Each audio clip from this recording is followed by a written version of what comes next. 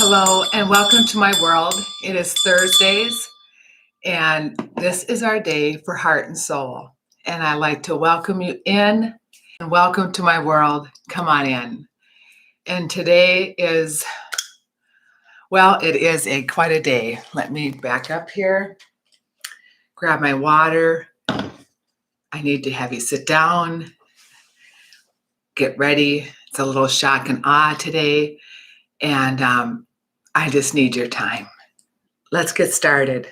My name is Colleen Frost, and I am in development, and I am launching a website, a digital home, and I'm excited to share it with you.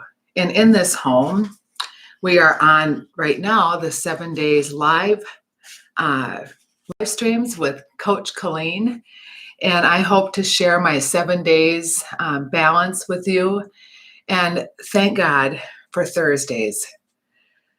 Today, I'm asking for your help. I have a prayer request. It was probably one of the biggest bookends of my life that I've had today.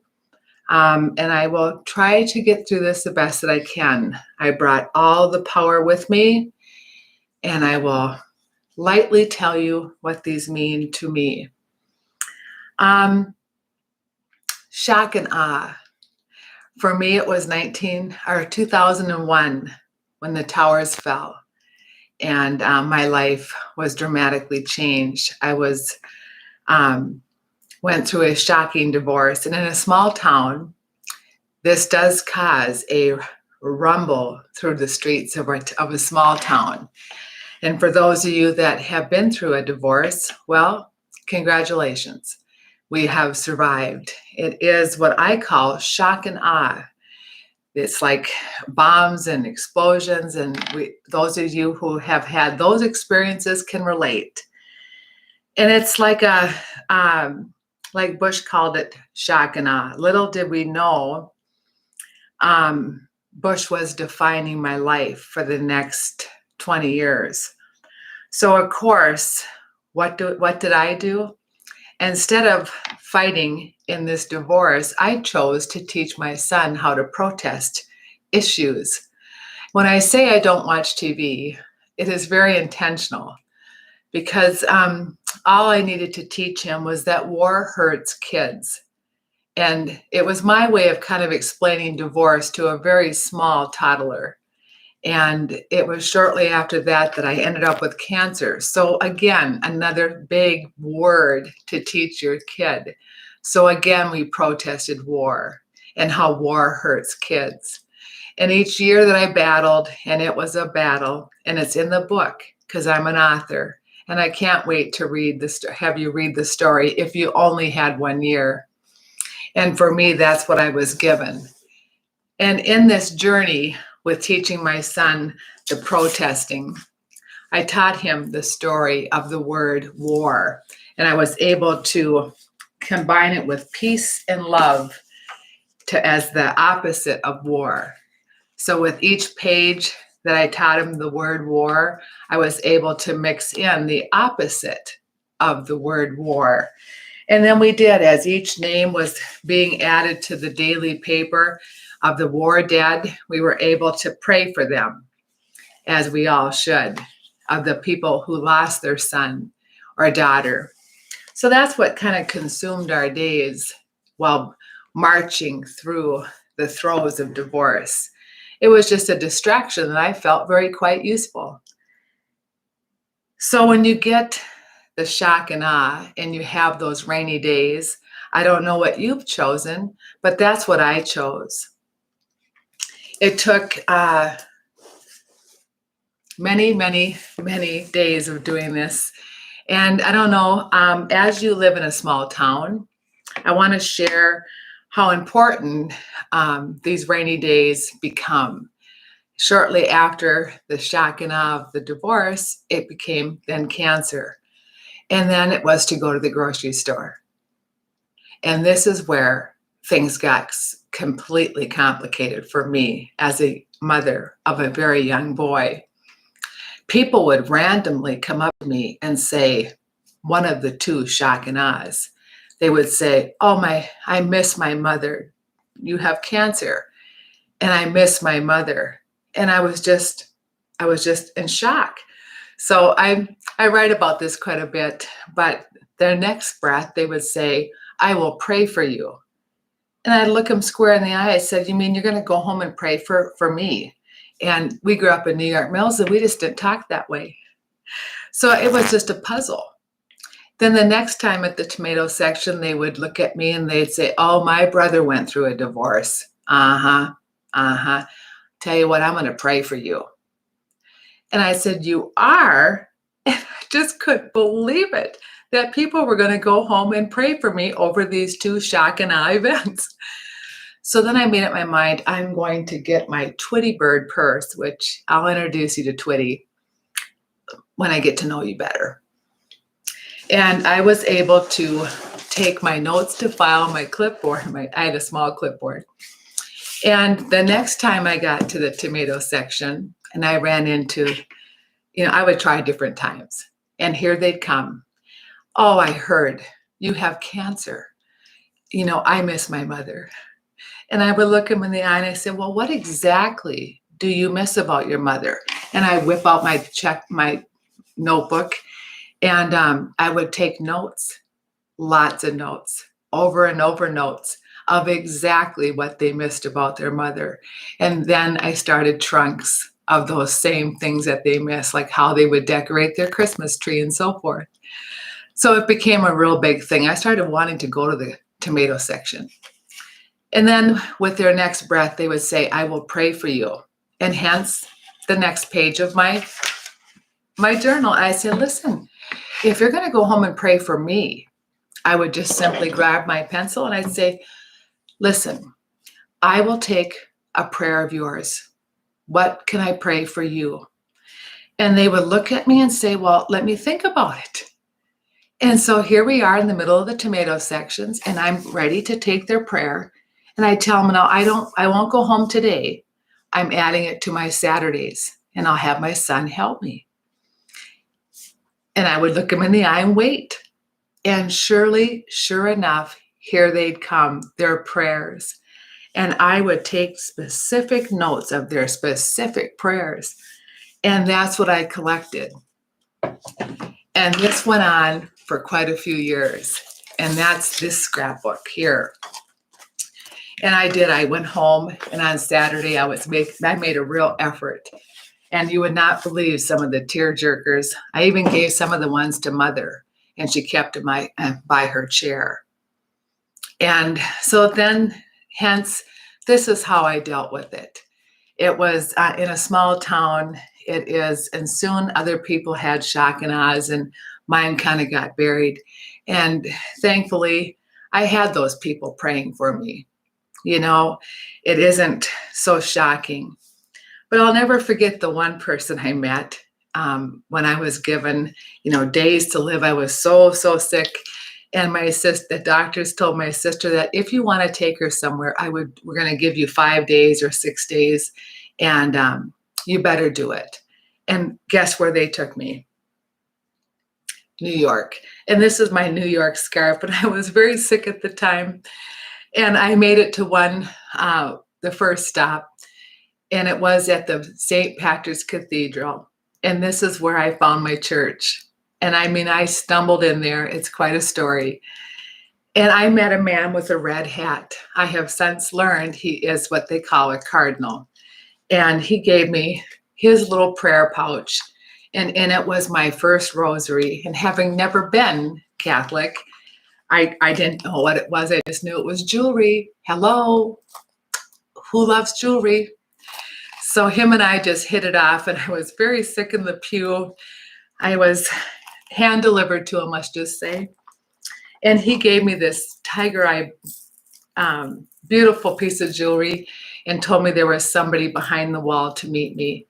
And it's in the book, and it's quite a story. But like I said, these different people would randomly tell me that they're going to pray for me. So I have just made it a very big mission on Saturdays to just put these people in my prayer pouch and just pray for them.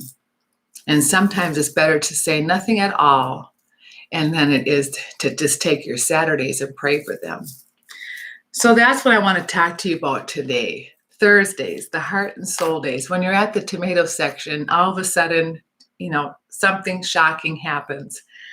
Well, that happened to me on Easter when I first heard our big shock and awe news. And I didn't say anything. My son and I just dealt with it internally through prayer, and we just did the best we could. But today, as I was going to the grocery store, I want to say I did run into my ex-husband I have not seen for years. And it was an overwhelming experience for me. And I was blessed. Let's put it that way.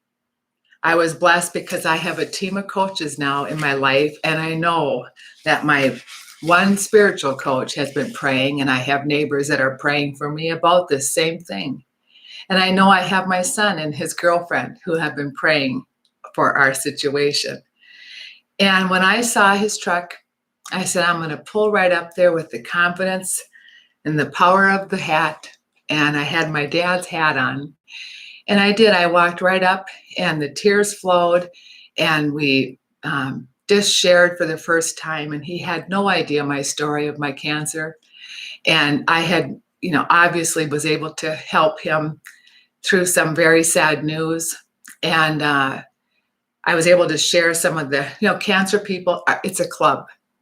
And I just want to say tonight that if you can take Saturday and say a prayer for somebody that I loved once. You can't unlove something you loved once. And it has been a war, and it's been shock and awe. But I can tell you one thing, I didn't fight people.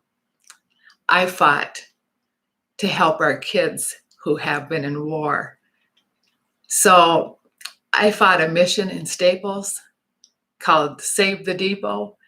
I saved our Opera House, and I put all my energies that I had to not fight people. And I did the best that I could. And you can't rewind childhood.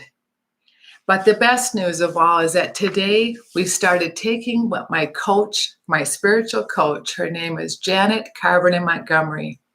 And when somebody leans back into your life and chooses to share spiritually with you, I don't think she understands just how much it has meant. But she's giving me lessons on peace and healing. And she told me that wounds can become scars if you practice the boundaries I'm working on so hard, but also how to keep nurturing, turning them into scars, letting the wounds heal. And today, those prayers from my neighbor couple to my Kelly, to my Andreas, to the people in my life, my past friends, my Mary Joes, to all the people who have been with me on this long journey, like Sean. I just want to say that today, the Shelleys of the world, today was a healing day. And please pray for my son's father, because we are in need. And if you want to do it on Saturday, we can be praying in unison. And I mean it from the bottom of my heart and my soul. We need your prayers. So with that, I want to announce some pretty exciting news.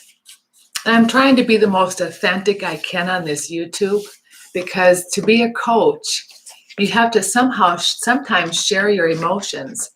And I think it's important to show strength through love, but also to be as authentic as we can. But it sometimes takes time to do it properly. And that's what my dad taught me, and my mother. But speaking of my mother,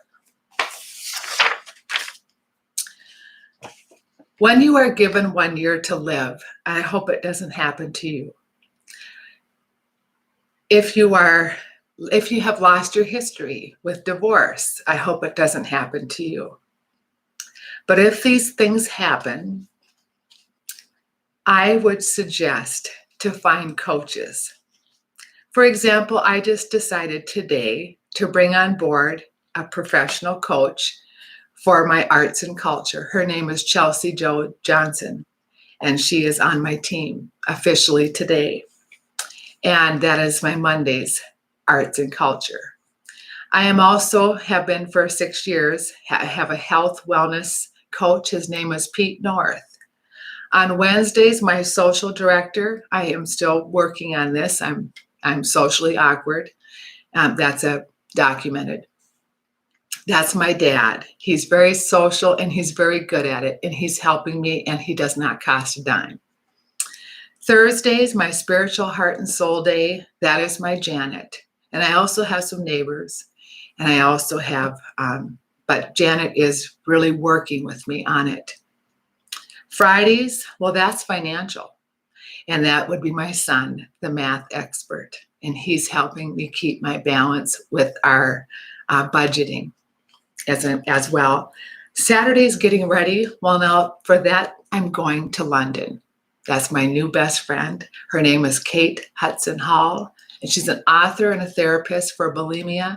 And she is just published her book, and she's also a marathon runner. And she has talked to the Queen. So need I say more? She just sent her book to the Prince. So there's more to come. She's going to be on my podcast. And our very dear friend Judith is also one of my team for accountability. Lastly, I want to be very serious about this, that I would not have the toolbox that I have had I not gotten professional help. And I just encourage all of you that if you're adjusting to cancer and divorce is out of balance, that's what I have. It's called adjustment disorder with anxiousness. And I have worked very hard, and her name is Ellen. And let's just say that if our family would not have sought professional help, I would not be at the health I am today, and to have been able to do what we did today. So I just want to be the honest, encouraging coach that I can be. But just imagine, I have this whole team built, and I used to have all this village with my one person, my mother. So you can see what a big void I have having lost her. She was my everything, my heart and soul. And today I sometimes wonder if she, with all her prayers, is sitting at the right hand with God with her crown that her mother taught her to shine so bright. I sometimes wonder if she's not talking to all of these people saying, I've got this for you. I hear you. I'll make a direct connection with God, and I'll help Colleen. But right now, my son needs his dad to have some help. So I need to rally the troops. So with that, I want you all to find your coaches, build a life of rainbows in between all those rainy days, and just never forget that you cannot rewind childhood. So I hope if you have to go to war, that you will pick not people, but you will find a mission that is bigger than yours. And I thank you for letting me share tonight. And I hope it was inspiring. Like my coaches have inspired me to be the strong woman that I'm trying so hard to do every day. And the days that I do feel like I am having to lean back and lean on them, it's those days that they pull me right back up. And I remember the places, the rare people, and the rare voices. And I want to have you meet every single one of them. So remember me, remember our lessons for the coaching I'm trying to document for my grandkids. And for those of you who are benefiting, I'm happy. This is my little bell to ring in the angels because we need some help. Thank you for your time. Sincerely, Colleen.